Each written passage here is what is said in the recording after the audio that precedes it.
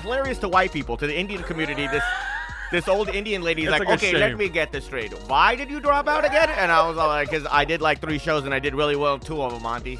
So I decided to go full blast. And she's like, you did 3 shows and you dropped it. You know that people, when they drop out of college, they're doing something for a little longer. I'm like, I don't know what to tell you. Coming to you straight from Fremont, California, this is the Fremont Podcast, dedicated to telling the stories of the past and present of the people and places of the city of Fremont, one conversation at a time. Now, here's your host, Ricky B. Hello, Fremont. You're listening to episode number 46 of the Fremont Podcast. And we're good with 20 minutes? Yeah, my girlfriend's gonna get anxiety. She's a terrible flyer. I'm with Kabir Singh, and the first I ever heard of Kabir was I got a link sent to me from a friend that he was on America's Got Talent. Is that right? That's right, because I kept yelling Fremont out on television. That's right. Want to make sure. A lot of comics represent San Francisco and the Bay Area. I'm very specific. You're exactly right. Whenever I see that. Whenever I see people on any of these reality shows, it's like very general, like San Francisco. I'm from California. I'm like, right. Where, bro? Yeah. I'm like, Fremont, buddy. Yeah, it's funny because I get texts from my friends. They're like, dude, I heard that things are up in arms in California. I'm like, dude, do you realize how big California is? Because it's a big state. Yeah, I know. Yeah. It's like, the earthquake hit. I'm like, the earthquake hit like 400 miles from us, buddy. Have you ever driven through here? Yeah. So Kabir, when did you come to Fremont? What brought you to Fremont? So what brought me to Fremont, really interesting, actually. So what happened was I was born in Portland, Oregon. In San Diego, we went to India for 2 years. It was really crazy. It was a complete culture shock. We all disliked it quite a bit. Actually, it wasn't that bad. I think I had probably the most fun other than school because it was a language barrier, and I would always get bullied for being American, which was a lot of fun. But I was over there, so they were kind of being rude and mean. I think my mom had the toughest time, to be honest, because she had to hold a house down in a country that she hasn't been in like 50 years. So it's just weird. Again, everything is slower in India. Like if our water goes out or electricity goes out, it's not like a phone call. Right. It's like we're donezo. So we had to learn that we had to get generaters and everything. I think my mom was under pressure the most. My dad had a cushy job at the government, so he had his own driver and everything. I think my dad had the best of it. He was good to go. He had a great time. And I eventually made a lot of friends and had a good time over there. How old were you about that time? I was probably right. So what does junior high start? That is like what? 12, 13? 12. Actually, you know what? I think high school's 13, 14, 15, 16, 17. So high school 13. I was probably 9. Okay. So I was there for 9, because it was definitely 5th and 6th grade. Okay. And that was rough because in India, 5th and 6th grade is basically high school in America, especially when it comes to mathematics. Right. And then learning another country of history was always a blast. But so we were over there for a couple years, and then my mom basically just had enough of it, and she was just like, "Listen, we got to go, move back to America. Right. This is crazy." So you ended up in Portland after that? Then? No, born in Portland, San Diego, then India. Okay. So we're in India. My dad basically was getting other offers for different places, but always tell him, because he wanted to stay there. Finally, my mom just put her foot down, and then the first one of the bigger offers we got was a company called Mannix. So in '96, we moved to Fremont. Straight up. Okay. 96, and so 96, and then I went right into 7th grade at Horner High School, junior high. Yeah, so we're in Irvington right now. We're at Kirby's Sports Bar. That's right. The spot, boys. It is, yeah. So this is a great spot. I used to live right down the road, like 2 blocks away from here when I first moved to Fremont. Oh, yeah. This is the home place to hang out. This is always a fun place where, people just leave you alone. You can do whatever you want. Right. So if you hear any music or shouting in the back, it's because there's crazy, cool stuff going on There's 2 crazy people in here that are never here, but are here just today for this 30-minute podcast. Yeah, that's right. Horrendous luck. It's never this loud in here. I've never seen it. That's why he said to come here. Yeah. But apparently, of course, Wednesday. No, they're here. Apparently. They're here, yeah. No problem. So you were in school then. When did you start doing comedy? Like, was this something you started doing as a kid? And no. Like what was your life between then and now? I didn't even know stand-up existed until the first show. I never went to a stand-up comedy show until after I started doing stand-up. It was really weird. So, and this is another plug for Fremont because the first time I ever did stand-up comedy was in 2008. My friend signed me up for an open mic at Mission Pizza on Thursdays. Sammy Obeid, another comic from Fremont, very funny. So the day that he just signed me up, and it was weird. It was Valentine's Day, actually. It was February in 2008. I signed me up. He said, "You're really funny. You should try this." And then he told everybody that he already signed me up. And then he told all my friends from high school, and I couldn't back out. So 2 days prior to it, he's just all like, "Well, just check out some clips." watch, this is how it is. And I was like, all right. And then he's like, just say funny stuff like you're at a party. Ended up writing 3 pages of stuff, showed up at the open mic, did like 22 minutes. So you had no training, no one came alongside. I mean, you didn't know the process of doing stand-up, or is this just something you just wrote stuff out and went over it in your head? I want to say that, no, I didn't know the process of being a stand-up. No, never studied anything like that. Yeah, because it seems like people that do this, they actually have like a technique, or they have to learn the whole pitch and everything. This is just something like, they said you're funny. I just wrote like 4 pages. Show up. Yeah, I just wrote like 4 pages. I went up there and just talked about a bunch of stuff, and it worked really well because all my friends from high school were there, and went up there, killed it. It was a really good set. I did like 22 minutes or something like that. Wow. And I was like, man, this is easy. This is a lot of fun. And this was 2008. 2008. So it was like not quite 15 years ago, but almost. Right. Wow. Yeah, and then right after that, I was all like, okay, this is something that I really want to do. I was at San Jose State at that point, and this is really funny because I did this interview with this Indian lady. So she's all like, yeah, I did stand up there, and I did an open mic at San Jose and Stanford University, and 2 of them did okay. One of them was a tragedy, and then I just dropped out of college. I just dropped out of college and started doing stand-up comedy. That's funny. So you were in college, and you just like after 3 shows. Wow. Yeah, that's amazing. Yeah, it is pretty amazing. What were you trying? What were you studying? I was just studying sociology and political science. I was planning on becoming like maybe a lawyer or something like that. Yeah. But yeah, it was really funny. That is hilarious. Like how it is hilarious. It's hilarious to white people, to the Indian community. This old Indian lady is like, okay, let me get this straight. Why did you drop out again? And I was like, because I did like 3 shows and I did really well 2 of them, Auntie. So I decided to go full blast. And she's like, you did 3 shows and you dropped out. You know that people, when they drop out of college, they're doing something for a little longer. I'm like, I don't know what to tell you. So right after that, I did the 2 shows, 3 shows, and then I dropped out, and then I just started doing the whole circuit of open mics, generally in San Jose. There was a Rooster Teeth Feathers Comedy Club in Sunnyvale that was doing a stand-up comedy competition in 2009. I might get the years wrong. I might be 1 year off. But 2009, my buddy, who I mentioned earlier, Sammy Obeid, was doing this amateur comedy competition, and those were really the first shows I ever went to watching stand-up comedy, other people doing it. So I saw all 3 rounds. He ended up winning it. He was only doing stand-up comedy for a couple years, and he won it, he was going up against people who were doing it for 4 or 5 years. And then the next year, I was like, I want to win this. Yeah. And he took me by my arm. He took me to a bunch of open mics. That's when I kind of got my learning process, kind of learning on the job. Yeah. I'd be doing these bar shows where nobody would listen. My friends are no longer with me anymore, just bombing. And then I just started doing it, and then I got into the competition the next year, and then that's when I was kind of ready, learning, and then I won that. So wow. That's cool, it was crazy. So from a 1-year span, I went from college, first show, to winning the Bay Area amateur comedy competition. Wow. And then I realized that there's a lot of stuff that you really have to go to L.A. for. Yeah, right. So I started driving up and down with my boy Sammy. We'd go to L.A., Laugh Factory. We'd go there, come back the next day, like animals. That's a lot of driving, man. Repeatedly. Oh, my goodness. Oh, yeah, twice, once, 4 times a month at least. Wow. We'd go do 5 minutes at the Laugh Factory, got in there, and then we would go to the Ice House that put us on. Yeah. All of a sudden, 2012, a comedian named Donald Rawlings saw me. Okay. I don't know if you know Ashy Larry from the Chappelle Show. Yeah. He saw me. He was doing a show for Stars. Boom, 2012 was my first TV credit. Wow. I got on Stars, got my first TV credit. It was dope. This is year 3. That's awesome. Next year later, and then I was going to LA a bunch. Yeah. And then Gabriel Iglesias saw me in 2013 at the Melrose Improv. Okay. Then I was on Comedy Central for Stand Up Revolution right when that happened. By 2014, won the SF International competition. And at that point, 2013 to 14 was where I was actually making a living doing stand-up comedy, and I haven't looked back since. Not that it matters. Have you ever gone back to that lady at San Jose State and said, this is what I'm doing? I don't think they cared. Number one, I think they were very excited that I was dropping out due to the fact that I was literally being the worst because I just thought everything was hilarious. And I was doing a bunch of acting stuff over there.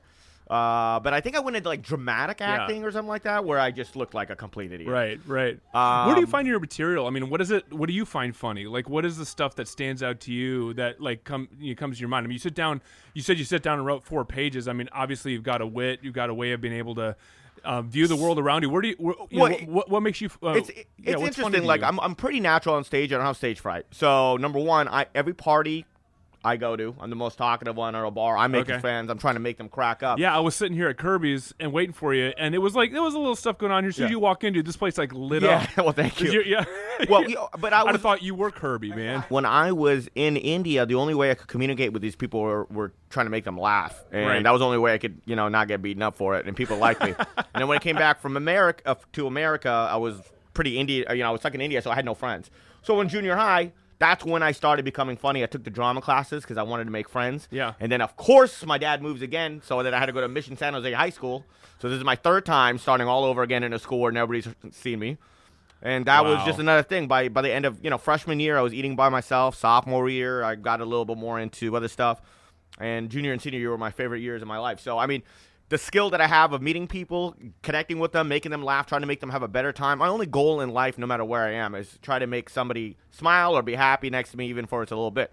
So the transition on stage was easy. So when I first started writing the material and jokes, it was really fluid and easy for me to talk about my experiences in India, and of course, coming from an Indian family who both of my sisters, doctor, lawyer, both went to Harvard. So I could always talk about my whole experience. Wait, what now? What? Molly and Sonia, they both went to Harvard. Head of ER in San Francisco, Zuckerberg currently. Molly Singh, and Sonia is actually running for judge. I think she's the head of... These are your brother and sister. Sister. The other one, yeah. And then Sonia is in Orange County. She's like the head of public defending over there. Yeah. And she's Are they proud of you? Oh, they're the best, bro. Yeah. Everybody loves me. Good. They all thought I was a psychopath doing this. Yeah. But again, I was on TV 3 years later, so they couldn't really say shit. It wasn't like 18 years later I get my chance on an old They're in the nursing home thinking, there's my brother. Yeah, no, I was making a living 10 years prior I went on that show. Yeah. But it's a lot of hard work. But okay, so the fluidity of the material was pretty shocking to me because I just was able to write it. Performing it is that when it became really fun. I also had a comfort zone because the first 3 shows I did, was local. Yeah. And all my friends were like, dude, I can't believe he's doing stand-up. These guys making us crack up for the last 4 years. Yeah. I want to see this guy.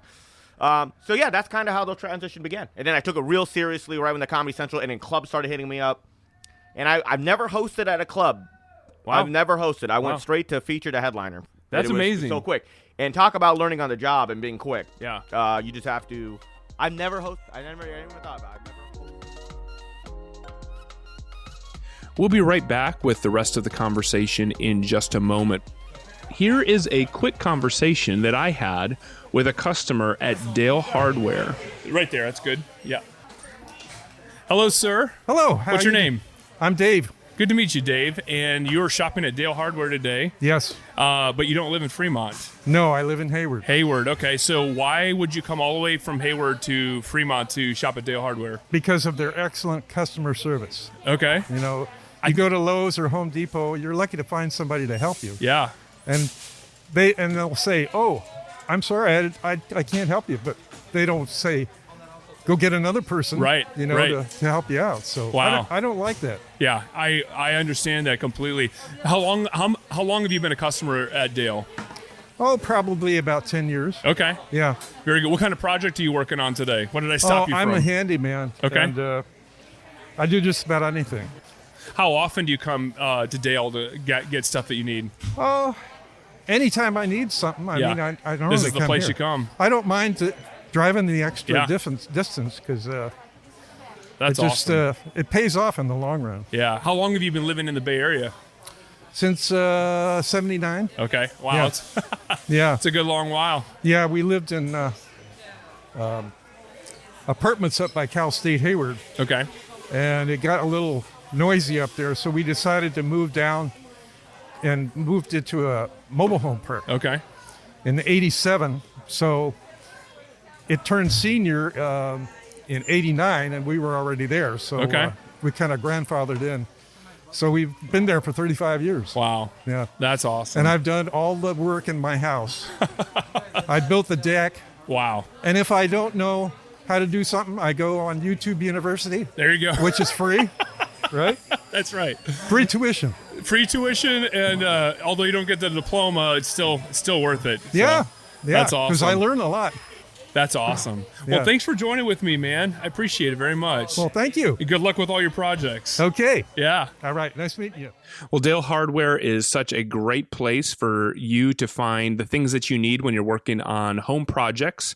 It's also a great place to find advice and help, to know exactly how to use the products that you're buying, to use the tools that you're using, and to know exactly what you're doing. Make sure you're doing the things the right way. And so Dale Hardware offers great customer service.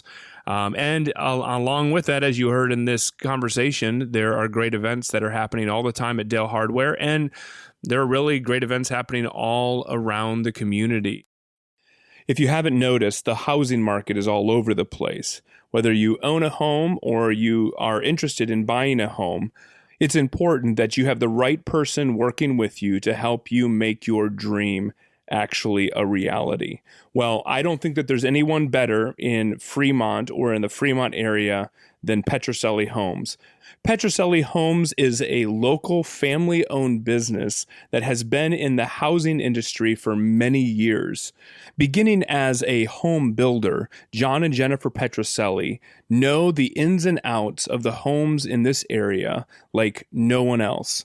If you're looking for somebody who will treat you like family and will help you find some stability in this crazy housing market, I can't suggest anyone better than Petrocelli Homes on Niles Boulevard. Now, back to our episode. I'm glad to be back on stage, man. I've been quarantined for 8 months. It was awful. I've been doing nothing but watching documentaries on serial killers. Have you seen these guys? My God, white people have won that battle. My roommate's actually white, and he's like, this is racist. Not all white people are serial killers. I'm like, well, it looks like all serial killers are white here, buddy. We're on season 14. Come on. You know what I'm saying? It's a clean sweep. Let's go. And I feel bad because white people are actually the only people in the world that can be serial killers. There's no other ethnicity in the world that can get away with 8 unsolved murders in a row. You know what I'm saying? Like, you don't think black people want to be serial killers? Of course they do. They cannot. Could you imagine a black serial killer? He would get pulled over on the way to getting supplies. He hasn't even done anything yet. Come on. Indians, Asians, Hispanics, we can't be serial killers. Our family's way too nosy.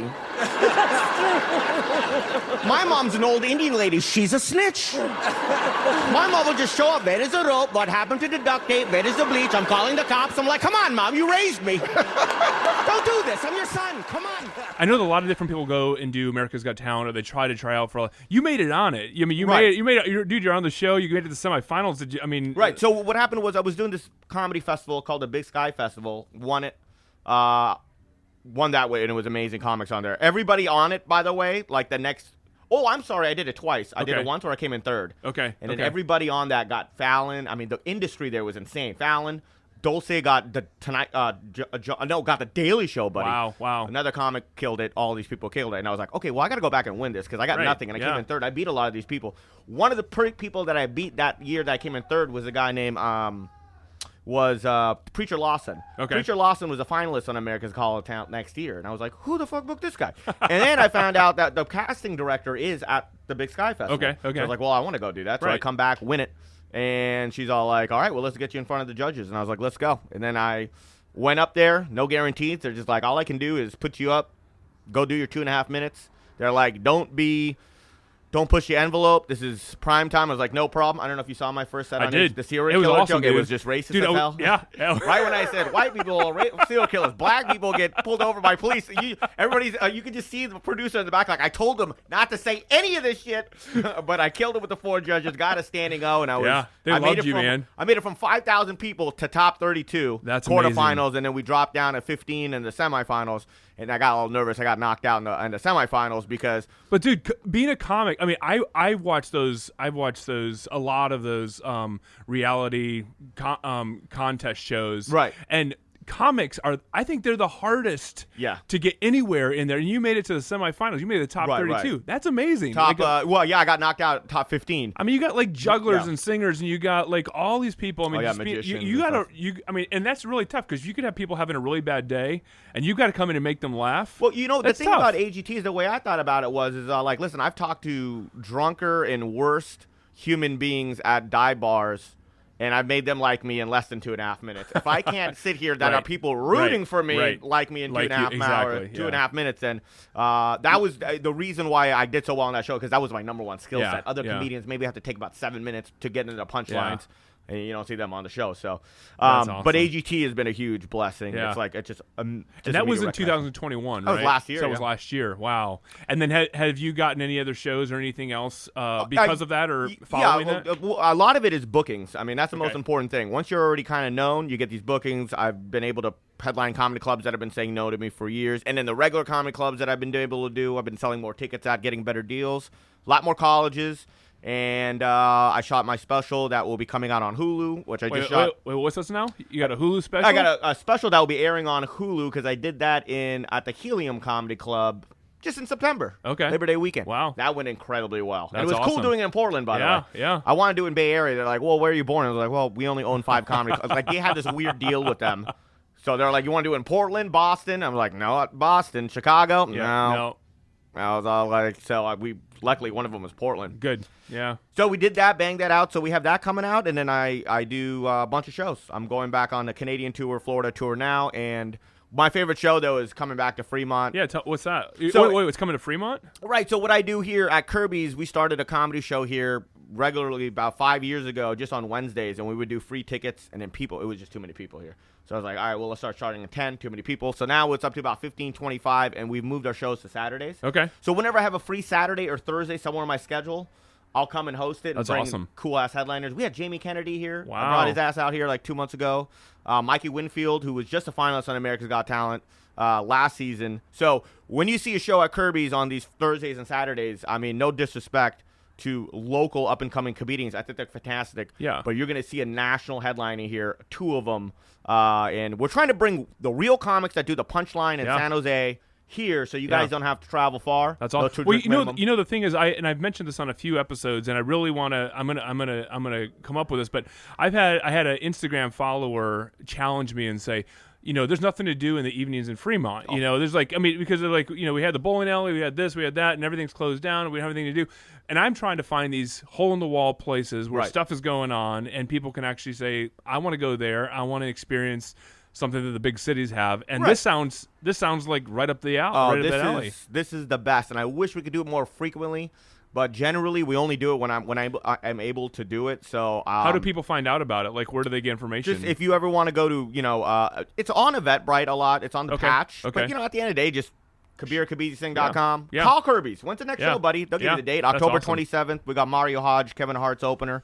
Okay. So it's easy. Basically, the tickets on Eventbrite, they're like $15, $25. We get to pay these comedians tremendously. Absolutely. Because it's hard to be like, can you come to Fremont? I mean, if you want big city no stuff. Disrespect, but you're right. You're right. So we can't just do these free damn shows. Because at Kirby's, when we first started, it was 4 of us repeatedly. Okay. And then, which was cool because we had to write new material all the time because it was going to say 60 assholes yelling at us. Yeah. We heard that. I'm like, listen, you can't come every day, John. All right? Why don't you lay off the Jaeger? How about that, huh? Seen this story before, too.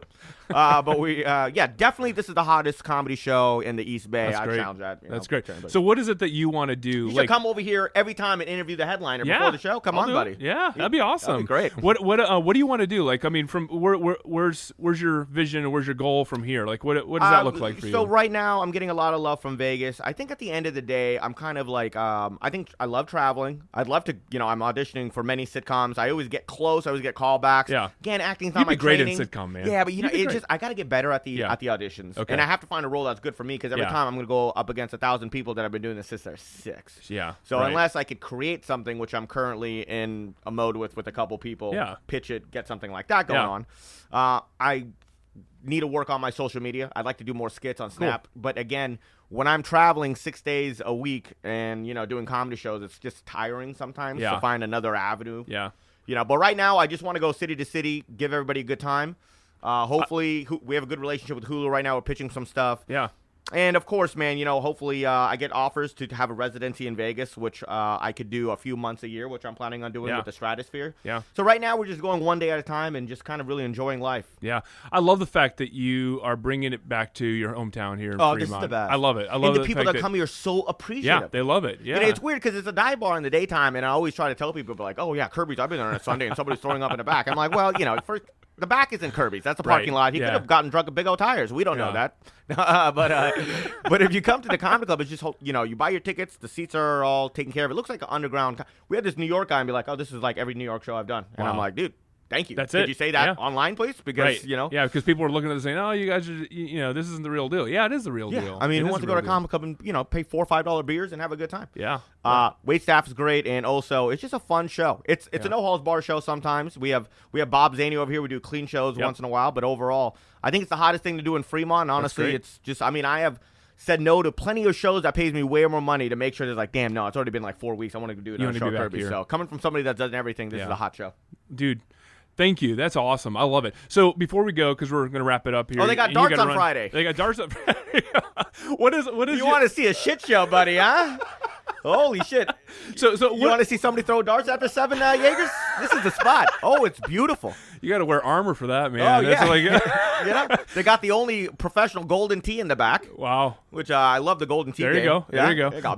What else do you love in Fremont? As we're wrapping it up, what are some of your favorite hot spots in Fremont besides Kirby's? Yeah, favorite hot spot. I spend most of my time here. I do. I like the restaurants. I found one of my favorite dim sum restaurants in California is called the Gourmet House in Warmer Springs. Underground hole wall. Awesome. Amazing. Check it out. I enjoy all the food. I love the Shalimar. I love all that stuff. Yeah. I think Lake Elizabeth does a really good job in the summers with their concerts. Yep. I try to support what Smoking Pig does every time they have just not here as much as I can be. Yeah. But, no, there's plenty of places to go and have a good time. That's great. In all levels. Jack, you have a higher level of bars over next to New Park Mall. They're trying I just went to New Park. They're doing their best. Go out there and support them. I love Jack's. I like the whole New Park Mall. They really are bringing them back. Yep. So go out and support your local. There's no, you can't get anything at Stone Ridge that you can't get at New Park. So support your own city and go out there and have a good time. Mission Pizza, mom and pop places. Come on, dude. Man. I love Mission Pizza. They're place. Great. Yeah. I went to Mission Pizza when we started that show. I was there every Thursday for like 3 months. Wow. No, I'm sorry, like a year. Oh, wow. So every time anybody wanted to go eat Mission Pizza, I'll be like, you know what, I'm good. He's like, what, you don't like Mission Pizza? It's like, I've eaten more Mission Pizza this month than you had in your whole goddamn life. Don't point fingers. Ask questions. All right? That's awesome. I eat there every week. Wow, Kabir, thank you for your time, man. Thank you for being on doing the Fremont podcast. This is great. Buddy. Yeah, this is amazing. This is dope, man. Yeah. Keep up the great work. And I want to sit down with you again, and let's do this while we have a little bit more time. Yeah. Well, thanks for squeezing in the time for me now, and I'll get you back on here. I love that. You're great. He comes all the way to Kirby's. My flight's at 11. He's like, I need 2 shots. We have 20 minutes. He's like, we can work with that. I was like, sorry about that. I love you. That's awesome. Well, have a great flight, man. Have a great flight. You were great. I love you, Fremont. I'll see you guys hopefully October 27th or sometime in November. You've been listening to the Fremont Podcast. Be sure to subscribe wherever it is that you listen so you don't miss an episode. And if you're so inclined, leave a kind review so that others can find the podcast. To stay connected with us, you can find links to our social media and other content at thefremontpodcast.com. This episode was hosted and produced by Ricky B. Music provided through Soundstripe.com. I'm Gary Williams. Join us next week on the Fremont Podcast. This is Muggins Media.